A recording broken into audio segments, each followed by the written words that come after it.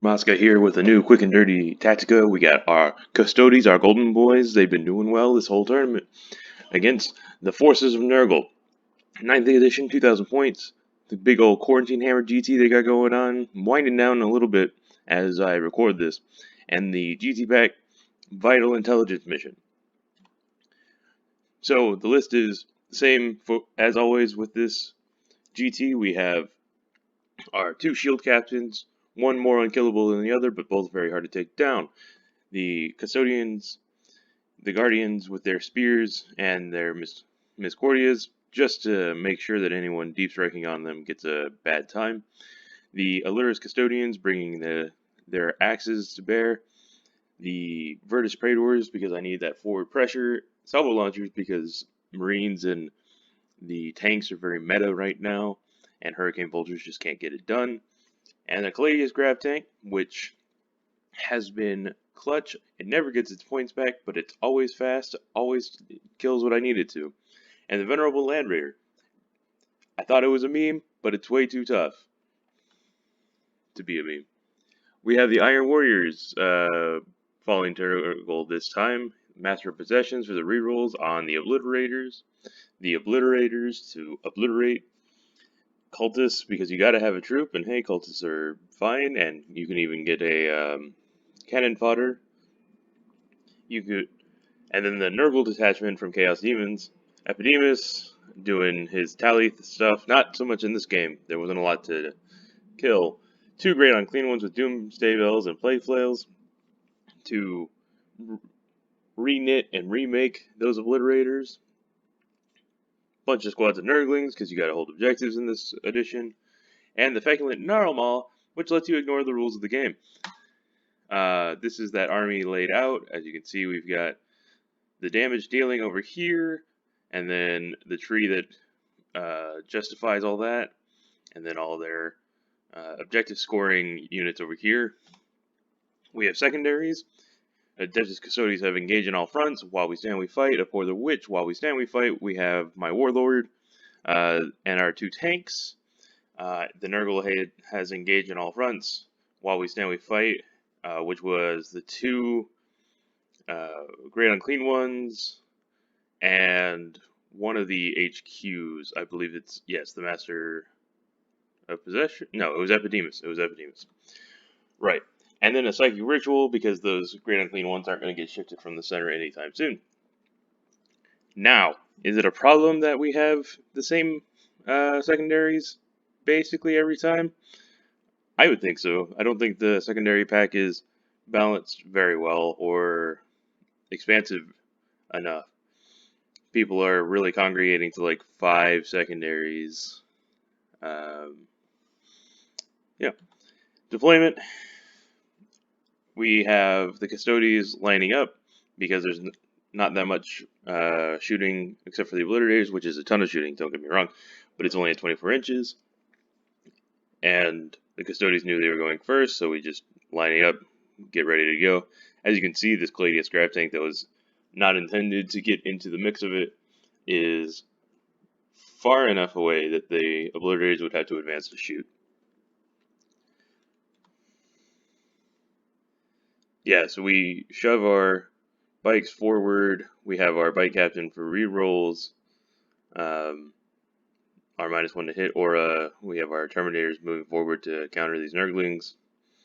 We have a bike captain over here to counter these Nurglings and the Custodes to clean up. And it works okay. We pull this objective from him. We kill some Nurglings, but not all of them because they've got so many wounds. But we can't really assault the castle very much. It's just too tough with the disgusting resilient. And if you don't take out a unit, you can bring the Nurgle player could have brought back one of them with the Great Unclean One and another with a strat, and then you just have a full squad of Obliterators again. So the Nurgle player moves his Nurglings to block my Terminators, very good move. Brings his Great Unclean One in on my bikes. just tries to get his Nurglings to grab as many objectives for as long as possible, but I'm going to counter it with my Custodes here. Because I'm going to win this on the primary mostly. I need to keep him shoved up into his castle, which you can see is pretty successful. I knock out the Nurglings down here. The bike captain gets to run off and start holding up all the obliterators and such. I've got another bike captain that's coming over. Oh, no, not yet. Coming out yonder to block him out back here in the next turn. We're just holding that great unclean one here, because with the great flail, he can't really hurt me all that effectively. Or with the great bell, he can't hurt me all that effectively. Bringing the land raider, at this point it's been wounded by the obliterators, but not killed, and that's what I'm talking about with the survivability, is it can take a stray round from maximized obliterator shooting. The bikes have survived by having this be obscuring cover, although since we're in the cover, that wouldn't keep us alive. What I'm trying to say is we have our -1 to hit, the dense cover, and we have the -1 to hit even here as well. Custodes end of movement. We've got the land raider here, planning to shoot these Nurglings down to pull him off that objective, and then charge the great unclean one so that he can start shooting his last cannons into it, because we've just been bouncing off of it at this point for like 2 turns of combat. The Custodes move up to take out the Nurglings, because again, I'm going to win on this primary. We fought the obliterators with this field captain, but we didn't do very much damage, and they can fall back and shoot with the tree, and so that being the case, we just fell back this way so that we didn't just get killed in their turn, or in our own turn, I should, in their turn, because they would fall back. At least force their obliterators away from the center of the table. And then I've got this Custode captain running into the back lines, again, to force these Custodes to look backwards instead of forwards, so that we can continue to control all the primary objectives.